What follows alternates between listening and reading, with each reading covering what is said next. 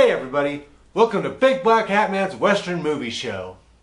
Why are you in black and white? Well, it's stylistic, just like today's movie. Well, it may have worked for the movie, but it's just stupid here. No, it's not. Yes, it is. Now stop this nonsense and start the review. Okay. I guess we'll just start the much less fun version of the review. Dun-dun-dun.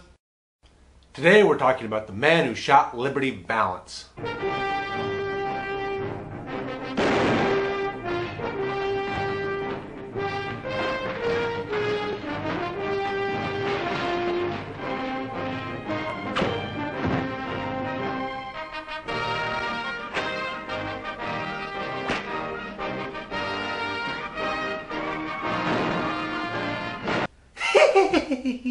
It's John Wayne! Yes, we know of your fandom. Just tone it back a little bit. But I've been giddy all week. Well, try to contain yourself. And besides, he's only one of like 3 stars in the film. There's 3 stars, and John Wayne's just one of them, so pull it back in. Are you implying that other stars might be as important as John Wayne? You better take that back right now, Pilgrim. Whatever. So The Man Who Shot Liberty Valance. It's a Western from 1962 directed by John Ford. However, this isn't a typical Ford film in many ways. And unlike most Ford Westerns, this is a very pessimistic work. He leaned that way as he got older, and this might be the most pessimistic of all his works. Doesn't make it bad, it makes it different. In fact, I'll tell you what is good about it later, and I'll tell you why it is so pessimistic in just a bit. However, let's start with the plot of the film. So, the plot works like this. It's a dynamic between 3 major characters. The first character that we get to know is Ransom Stoddard, played by James Stewart. Now, Stoddard's a young lawyer, he's optimistic, he believes in the rule of law, he believes in civilization. He's pushing for a very certain something. He wants more for everything, but he wants it done in a civilized way. He wants it to be done in courts, and law, and government. He doesn't believe in the violence of the Old West in many ways. Now, on the other hand, we have Tom Donovan, played by John Wayne, and he's much more representative of the hammer and nail. That's how he gets stuff done, right? He pushes. He uses violence. He does what he has to do. Courts and law and politics, they're not his thing, and he's not quite on board with Stoddard with all of his beliefs. And the 2 men do come into some conflict. However, their major conflict is with Liberty Valance. Now, Liberty Valance is played by Lee Marvin, and by the title you can tell at some point he does get shot in the film. And he's just a brutal, brutal bastard of a human being. He's just a terrible person. The first thing we see him do is nearly beat Ransom Stoddard to death. Throwing his law books around. He's got a whole truck full of law books when he's coming out west to the fictional town of Shinbone, which is where the whole movie takes place. He's just a terrible person. He is all that is uncivilized about the world. And so you have these 2 factors. You have Ransom Stoddard and Tom Donovan, and how do they tame the uncivilization of Liberty Valance? And so, hence the film, hence the title, The Man Who Shot Liberty Valance. And there's also a dynamic in terms of love, right? Vera Miles plays a girl, Haley's her name, and she actually, almost inconsequential to the plot, like it feels like a almost forced in John Ford love thing. It works okay because Vera Miles is a good enough actress, she pulls it off, but you know, Tom Donovan wants to marry her, Ransom Stoddard sort of falls in love with her. Once again, it's a dynamic between the 2 characters there. She's not quite in the same vein as Liberty Valance, where, you know, picking between civilization and uncivilized and you know, more violent methods such as Tom Donovan's. But that's the whole setup of the film. That's the whole. There's little bits of humor involved, and Edmund O'Brien plays Denton Peabody, who's the editor, and he provides some of the funniest moments in the film. The doctor, now I forget his name. There's a lot of actually actors you would know if you knew film from this era running around the background. Strother Martin's in it. Lee Van Cleef is actually in this film. Lee Van Cleef's in this film. He almost says nothing, which is common for Lee Van Cleef in his early films. He's in High Noon in this one. He says almost nothing in both of them. In fact, he says absolutely nothing in High Noon. I don't know why people didn't want Lee Van Cleef to talk for a long time. But there's a lot of actors from that era that you would recognize in the background. I can't. I'm not. I'm almost too many to mention. I'm trying to start to think. I know Andy Devine's in this movie. The great John Carradine's in this movie. So there's just a lot of people you would recognize running around in the background as they sort of push towards statehood. That's the representation of civilization in this, in Ransom Stoddard's way and Tom Doniphan's way, and how are they going to achieve those things. And that's the whole setup for the film right there. The Old West lives again as only John Ford can recreate it. People with wonderful characters who have become legend in their own time. Well, as I've been saying, this film's really a conflict of elements, you know, Wayne, Stewart, and Marvin. Well, then, of course, Wayne wins. well, no, not really. I mean, it's much more complicated than simply winning and losing in the dynamic of the film. No! Wayne wins. That's what he does. He's John Wayne. Pilgrim.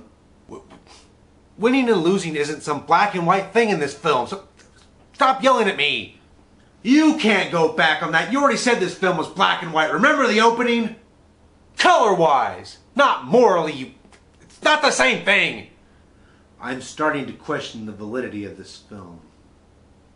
Regardless, okay, so this film was received relatively decent at the time. It wasn't a major success.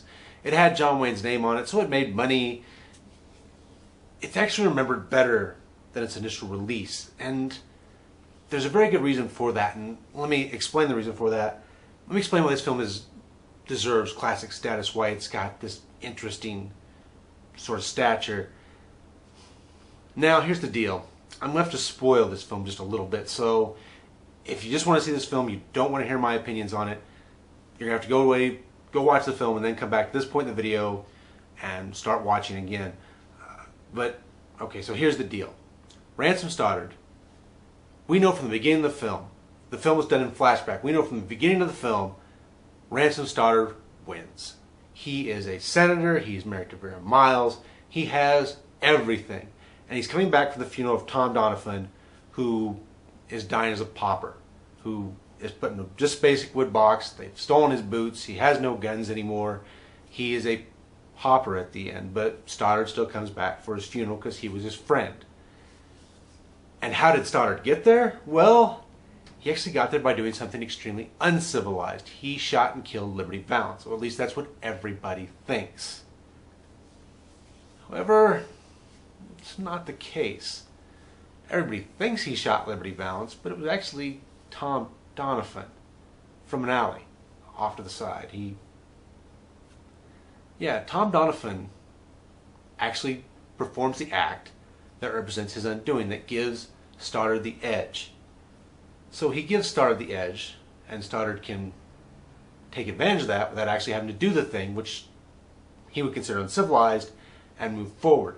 Now, what all this represents is a real slap in the face to the Western legend. Yes, John Ford, who was the purveyor of the Western legend, is essentially telling us it's all a bunch of crap. It's kind of harsh when you think about it that way, but that's kind of what he's doing. He's saying, see, it's all fiction. Your heroes, there's a fiction to all of them. And this big hero here, Ransom Stoddard, this man who shot Liberty Valance, he didn't do it. Some unknown person, some pauper who's just fleeing the world, he's the one who did it. But Doniphan allows the legend to continue, Stoddard allows the legend to continue, so things can sort of go according to plan, so things can become what they were meant to be with Stoddard at the helm, because he's the man for the job, because his way is the way that's coming in, Doniphan's is the way that's going out. And so, as though Doniphan recognizes that, he performs the act, he gives Stoddard the credit, and he lets civilization flourish, I guess. What we actually think of that, that's up to you completely. But yeah, this is John Ford slapping Western legend right in the face in many ways, which gives this film sort of an interesting place in the Western mythos, the Western lore. Unlike some of his more triumphant films, this is a much more pessimistic film. Now you have an in-between with the Searchers, but I'll talk about that some other day. In fact, I've talked about that one extensively, but I actually have another video coming on that. Regardless, The Man Who Shot Liberty Valance is an interesting film. Not shot in John Ford's big, panoramic style that everybody's used to, but in a tighter black and white style, like one of his really early films. His first film they actually won an Academy Award for, 1935's The Informer. Go back and watch that film and you'll see the style there that you end up getting here. It's like Ford sort of left it behind there when he went to the big open style of the big Western and the big film and the epic that he moved on to after The Informer. But then he comes back to it near the end of his career and does something very interesting, as I've said. So, what you actually think of that, like I said, it's up to you, but The Man Who Shot Liberty Valance is a heck of a slap for the Western legend. Now you stay out of this, Donovan. He's been hiding behind your gun long enough. You got a choice, dishwasher. Either you get out of town, or tonight you be out in that street alone. Well, in my opinion, though The Man Who Shot Liberty Valance isn't a perfect film, it's still a really good film. Well, it is John Wayne. It must have been those other fools who weren't perfect. Well, no, I wouldn't say that. I mean, the faults of the film are more some awkward pacing, some humor that didn't really work, some mistiming here and there. Actually, the whole thing about the pace of the early part of the film is a little bit weird, how much time actually goes by. They're minor things, but there are some faults to this film.